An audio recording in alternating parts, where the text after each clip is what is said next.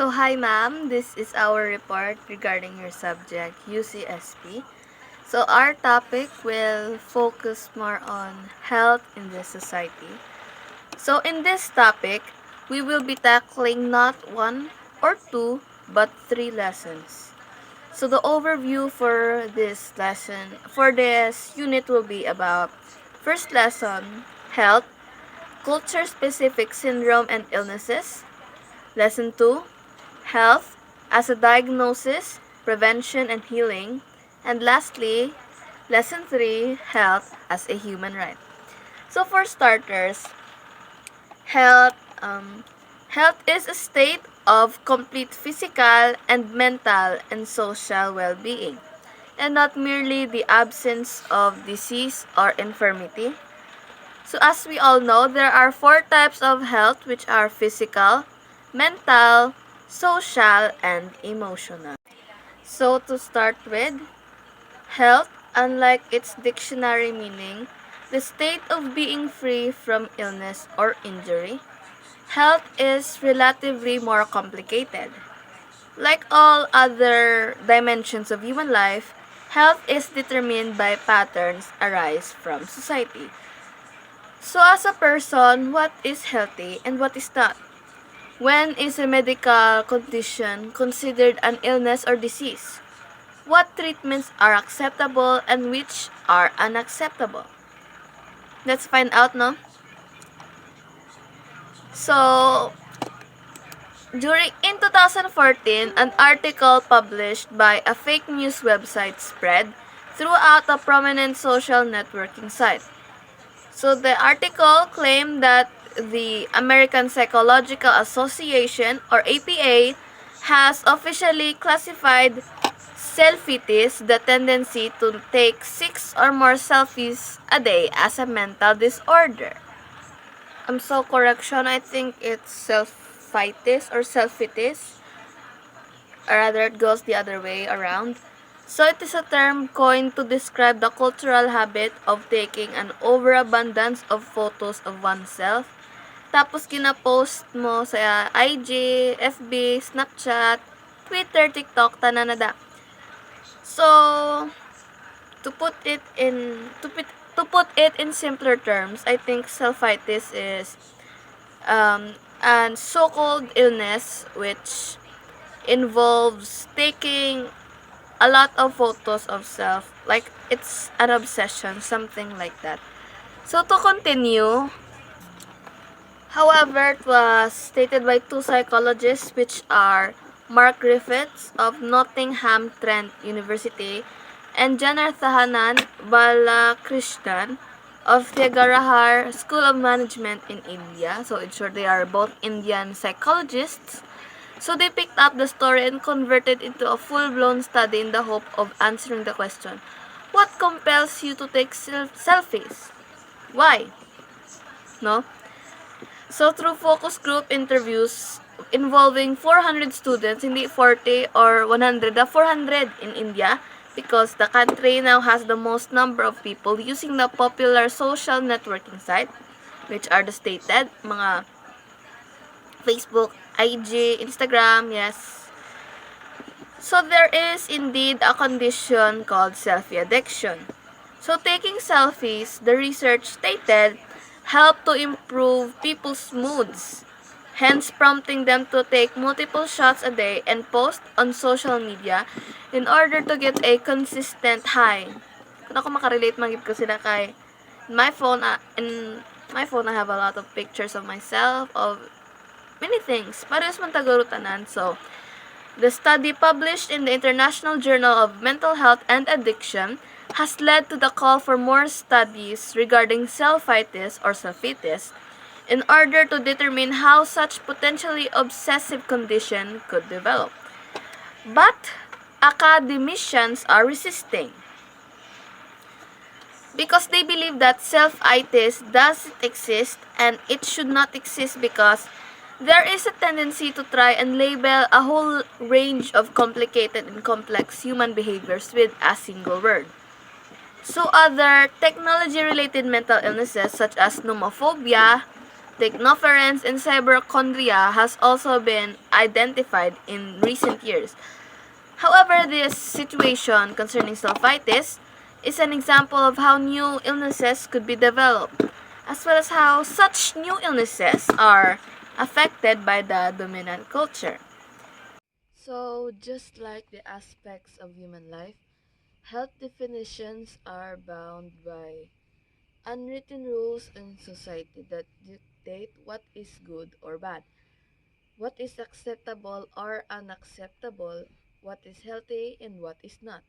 In the same way that there is so much variation in culture, health definition can also be varied in many different ways. So we start with lesson 1, which is health health culture syndromes and illnesses. Culture bound syndrome, or also known as culture specific syndrome or folk illness in some other countries, they call that, have psychiatric and somatic symptoms which are considered as a disease in specific culture or society. Some examples of these syndromes in the Philippines include kulam, usog, and pasma. So each condition is unique, its symptoms different from the culture to culture. Only though a certain study of each illness can one say whether it is the same with other illnesses or not. Unfortunately, such culture-bound syndromes have been dismissed as unscientific for the longest time, and very little literature has been written about them. Though found to have no biochemical basis, culture-bound illnesses cannot be readily dismissed because they lead to observable physical and mental alterations among individuals afflicted to them. An example of such is a doctor treating a child with usog or usog, whatever it is, might see no problem based on laboratory results. But for sure, there is a problem with the child because he or she has been crying for several hours straight. So one can say that a person infected with kulam might show a degradation of physical health, but all health baselines may show to be normal. So what is a culture-specific illness or culture-bound illness? The APA defines the APA, which stands for American Psychological something. Ito one. It was defined by the American Psychological Association defines it as recurrent, locality specific patterns of aberrant behavior and troubling experience which may or may not be linked to a particular DSM-IV diagnostic category.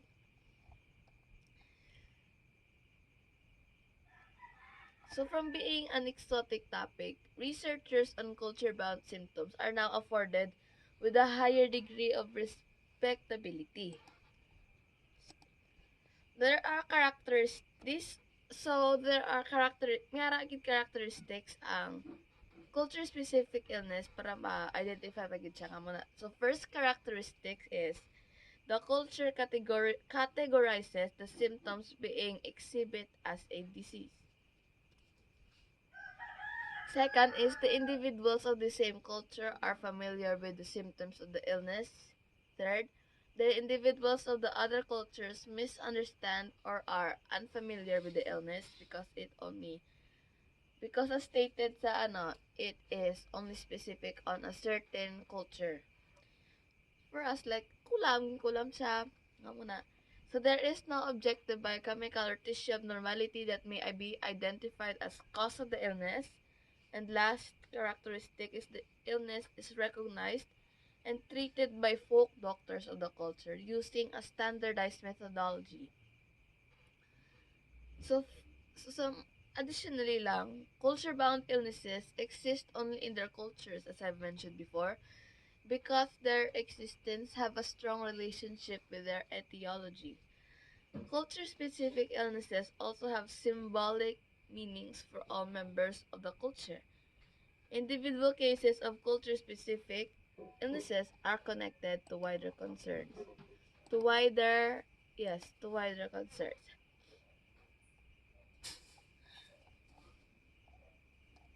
So, Thomas Kahn is an American psychologist, historian, and philosopher who pioneered the idea of paradigm shift. According to Thomas Kahn, scientific truth is established not only on the basis of observable proof, but also on the consensus of the scientific community. He stated that almost always the men who achieved these fundamental inventions of a new paradigm have been either very young or very new to the field whose paradigm they changed. And perhaps that point need not have been made explicit. For obviously these are men who, being little committed by prior practice to the traditional rules of normal science, are particularly likely to see that those rules excuse me, no longer define a playable game and to conceive another set that can replace them.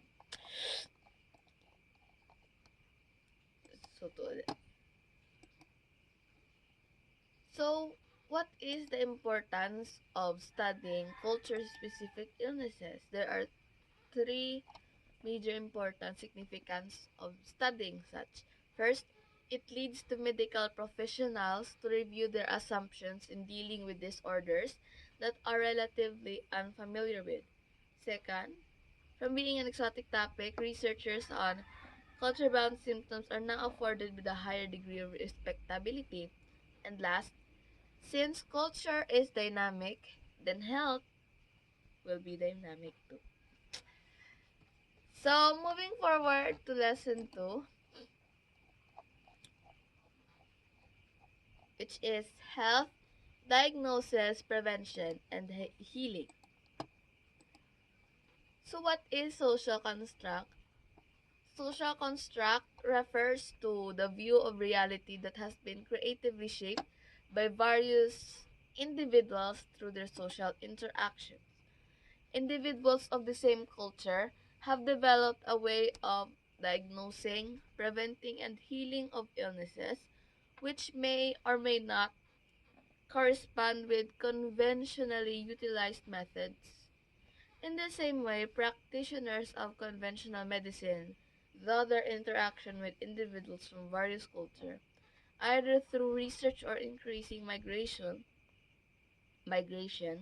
have realized the need for formally recognizing these culture-specific illnesses so that they can be addressed through further researches.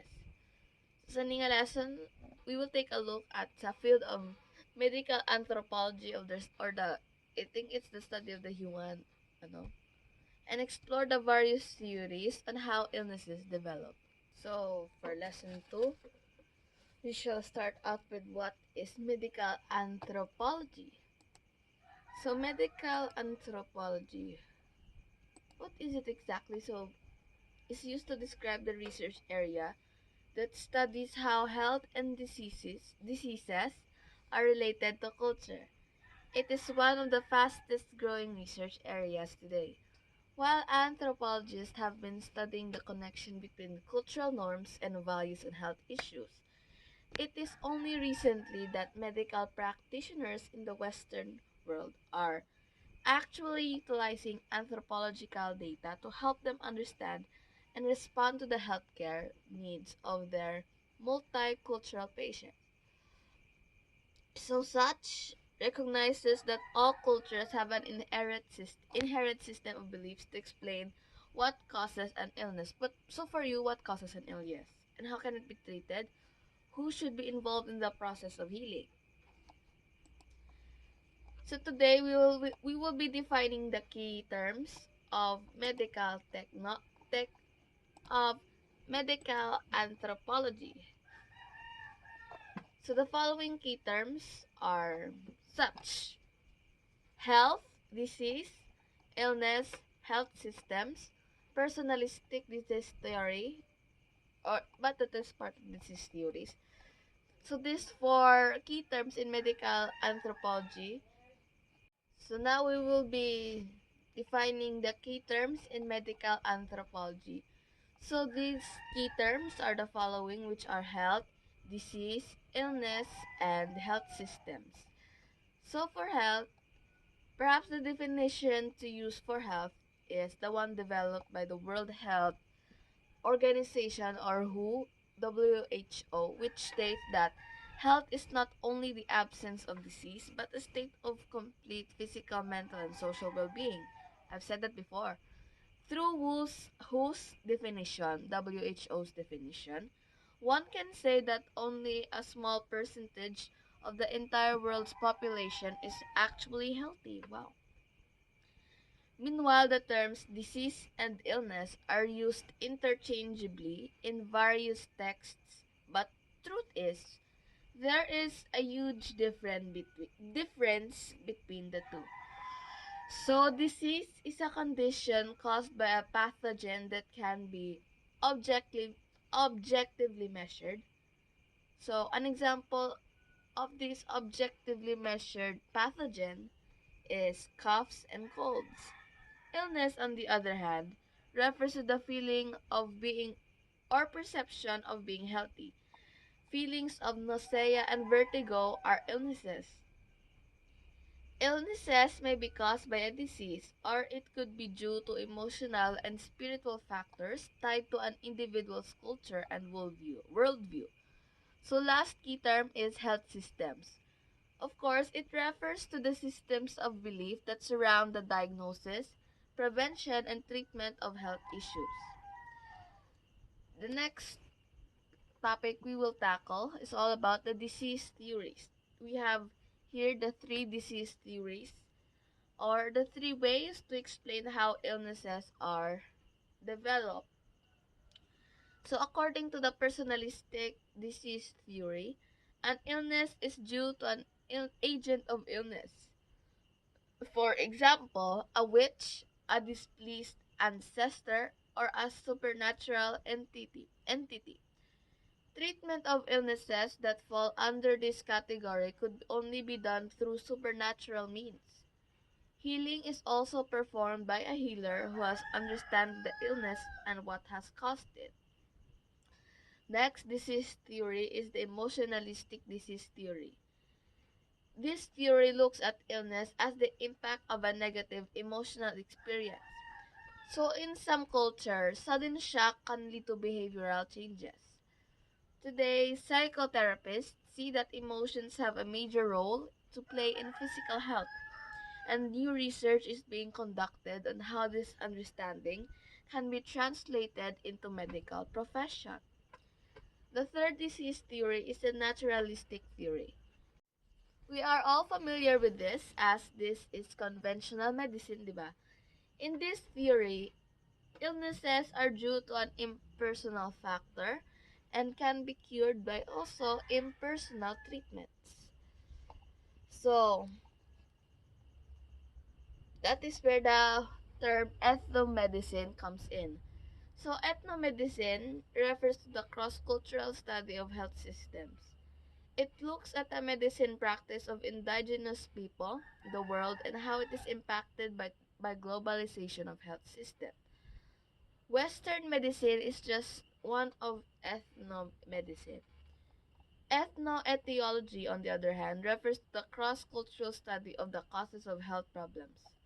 For example, it looks at how in Brazil, different types of wind causes different kinds of migraines.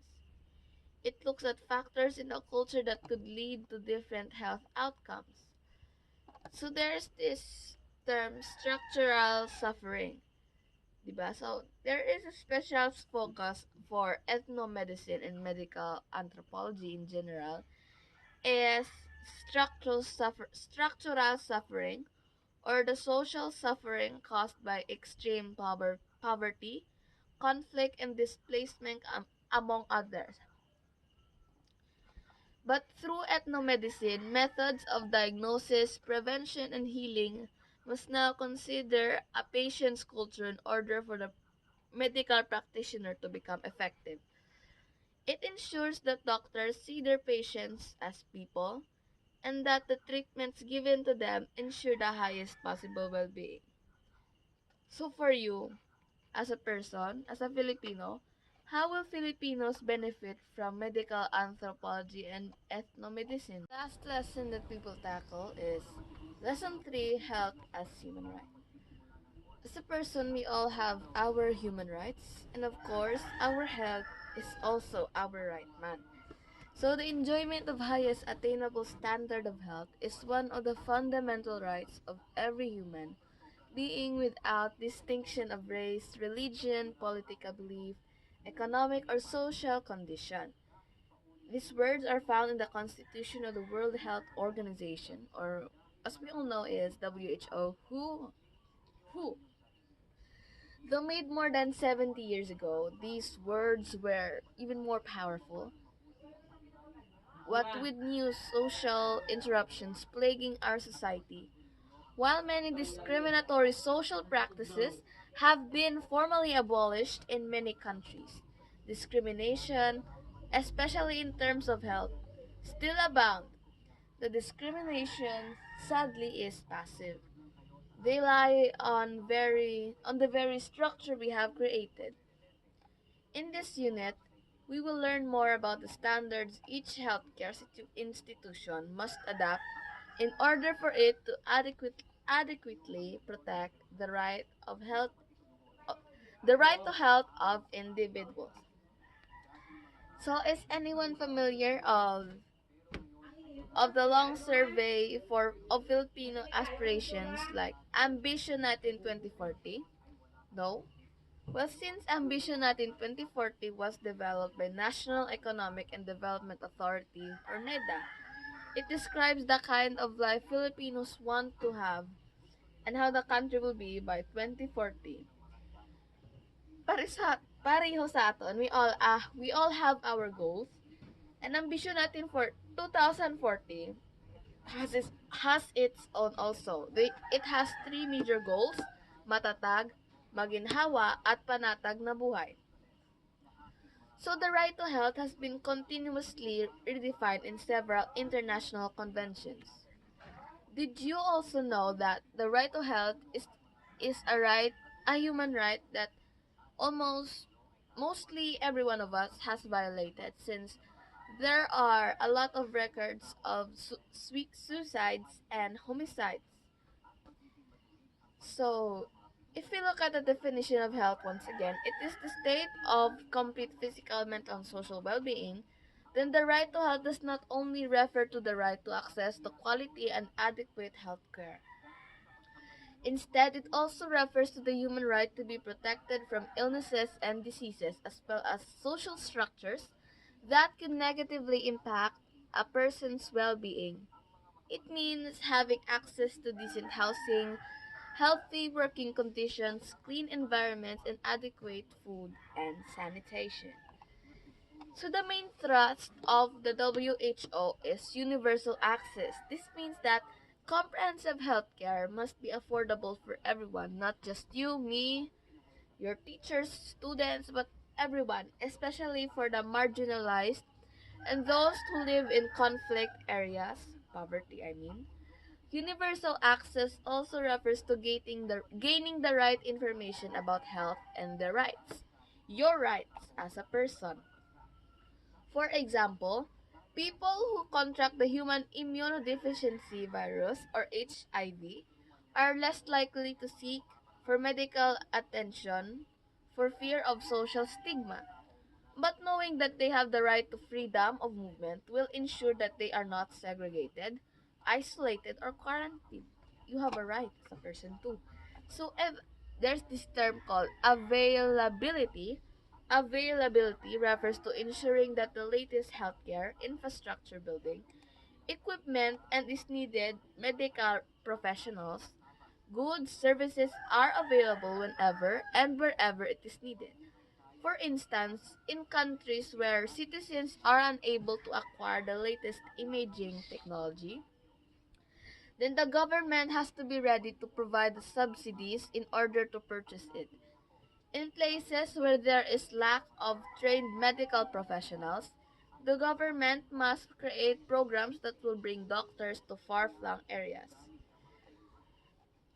Next is acceptability.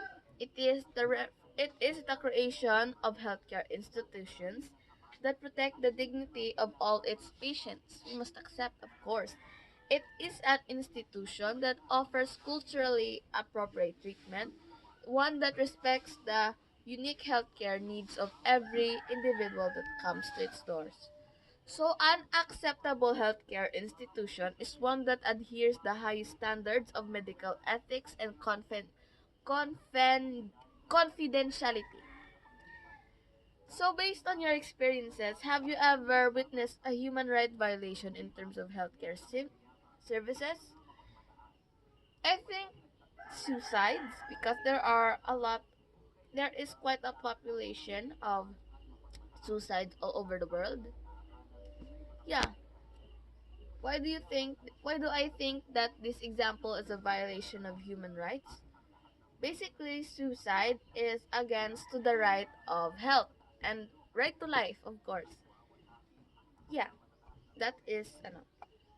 So, equitability in healthcare means that medical resources and services are given to those who need it without discrimination on health, status, age, race, gender, disability, religion, country, or origin, income, and status. Yes. It shouldn't matter if a patient has a capacity to pay, or none. If a patient is brought to the emergency room, immediate attention should be given to him or her because financial concerns are discussed. So, according to Sarah Jane Salazar, which is not a real name, but let's just put it there, and the history maker, was the second Filipino who had HIV to go public. It was 1994 and she was just 19 years old when she spoke out about it. Though Filipinos have heard about HIV or AIDS through the Dosora Cortez story, very few actually understood the disease. Sarah Jane not only educated the public how to prevent the disease from spreading, she also struggled to live a normal life despite it. Thus, Sarah Jane died in 2000 due to AIDS complication. Today, medicine is no longer just about easing the symptoms of disease. Rather, it is about alleviating the cause of the disease in order to promote well-being and, in effect, productivity among people. So that is for our reporting, ma'am. This is Group 11 submitted to you. Submitted by Group 11 with the members Adana Liz Saison, Gwyneth Upak, and Kelsey Ann Pitadena. Thank you, ma'am. Good morning.